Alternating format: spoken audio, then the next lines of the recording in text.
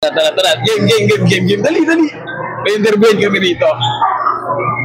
Hello, shout out. May interview lang kami dito. Oo, huwag kayo tatakas ha. Okay, ito. Unahin natin si Liza po. Liza, yan. Ito. Anong masasabi mo po dun sa istorya, tapos dun sa mga gumanap, saka dun sa mga kumanta, yung performance? Opo. Talagang nakaka-amaze kasi na-move ako dun sa acting ng mga actors. Tapos ano talaga siya, yung plot talaga po yung lagi kong inaabangan sa wish date eh. Okay. Yung unexpected talaga yung twist and turns, but at the same time, nare-relate nila sa mga present na mga pinagdadaanan talaga ng mga tao.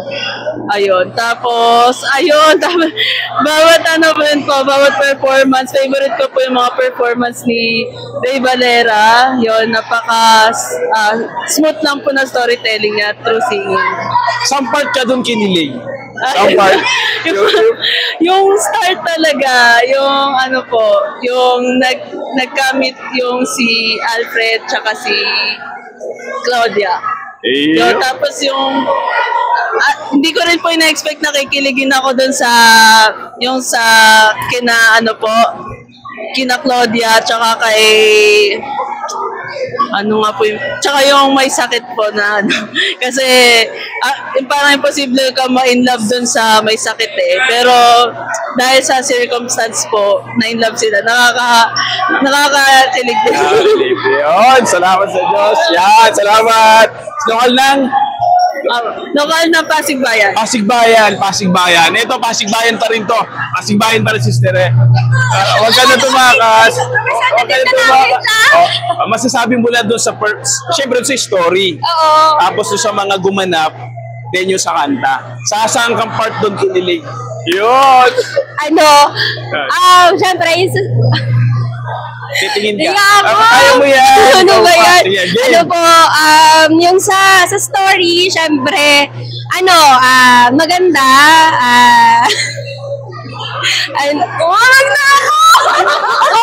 Kaya mo yan. Ituloy mo na. Kaya mo na yan. Color friend. Sige, dyan na lang kayo. Okay. Ate kayo. Pwede pong overall na lang po. Overall. Sige. Actually, sobrang nag-enjoy kami dun sa wish date.